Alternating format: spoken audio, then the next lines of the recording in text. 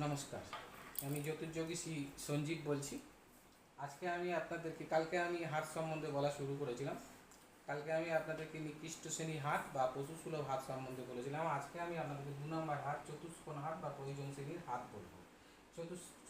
সাধারণত চতুষ্কোণ হাত আপনার আঙুলগুলো কিছুটা স্কোয়ার টাইপের হবে এবং হাতে যে ব্যবহারিক জগৎ আছে সেটাও অনেকটা স্কোয়ার টাইপের হয়ে থাকে। এই ধরনের হাত সাধারণত উন্নত মানের হাত বলা হয়।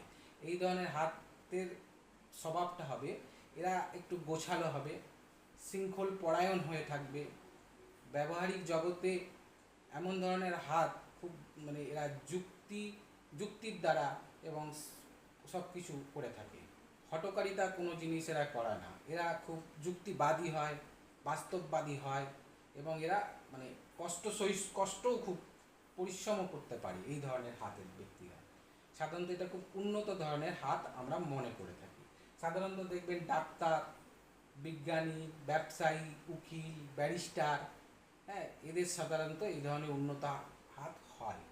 এদের মধ্যে বৃদ্ধ আঙ্গুল সচরাচর যদি দীর্ঘ এবং সুগঠিত হবে, আর যদি বৃদ্ধ আঙ্গুলটা ধরুন বেশি লম্বা হয়, অতিরিক্ত লম্বা হয়, মানে আঙ্গুলটা যদি একটু বেশি বাড়তি ধরনের হয়, এই ধরনের হয়, বেশি বড় হয় এবং সুগঠিত হয়ে থাকে, লম্বা এবং প্রথম পর্বতটা ধরুন হাতের যে আঙ্গুলের প্রথম পর্বত, এই প্রথম পর্বতটা যদি বড় হয় তবে এরা অত্যন্ত আত্মবিশ্বাসী হয়ে থাকে এবং নিজেদেরকে আত্মবিশ্বাসী হবে এবং সাধারণত আপনারা এই ধরনের মানুষরা অর্থ ভালো সঞ্চয় করতে পারবে, আবার একটু কৃপণ ধরনের হবে, কিন্তু এরা যুক্তিবাদী হবে।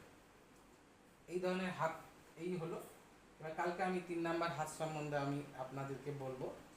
আর আজকে আমি আপনাদেরকে একটা বিশেষ স্বস্তুকারী দম করার জন্য একটা বিশেষ টোটকা বলবো। সেই টোটকাটা আপনাদের খুব কার্যকরিতা হবে। এটা প্রতি ধরুন শুক্রবার কি শনিবার দিনকে আপনি এই টোটকাটা করতে পারবেন। যে কোনো দিনে বিশেষ করে শুক্লপক্ষে করলে খুব ভালো হয়। তাছাড়াও আপনি শুক্র বা শনিবার দিনকে দেখে এই টোটকাটা করতে পারবেন, যেটাকে গোমতী চক্র। আপনি কোনো দশকর্মার দোকানে গিয়ে বলবেন গোমতী চক্র। আপনার শত্রুকে যদি যে শত্রুকে দমন করতে যাবেন, সেই শত্রুকে দমন করতে গেলে 5খানা গোমতী চক্র দোকান থেকে আপনি কিনে নিয়ে আসবেন এবং লাল পেন এবং লাল এই মার্কার পেন দিয়ে ওর উপরে আপনি শত্রুর নাম লিখবেন। লিখে নিম গাছের গোড়ায় ওটাকে কিছুটা গর্ত করে পুঁতে দেবেন। দেখবেন শত্রু অবশ্যই দমন হবে। সেই শত্রু যদি অনেক দূরেও থাকে, ধরুন না ওয়েস্ট বেঙ্গলের অনেক বাইরেও থাকে, সেও কিন্তু আপনার দমন হবে এবং এটা উত্তম ফলকারী। এটা বলে আমি আজকের প্রোগ্রামটা শেষ করলাম। আর ভিডিও আমি খুব একটা বেশি বড় করি না, কেননা ধরুন হস্তরেখা সম্বন্ধে হস্তরেখা বলতে গেলে অন্তত অনেক কিছু বলতে হয়, তার সেই সব ব্যাপারে আমি বলবো না বলেই ছোট ছোট ভিডিও করি। আর আমি প্রতিদিন রেগুলার আপনাদেরকে হস্ত সম্বন্ধে একটা একটা করে সাবজেক্ট বলবো। নমস্কার।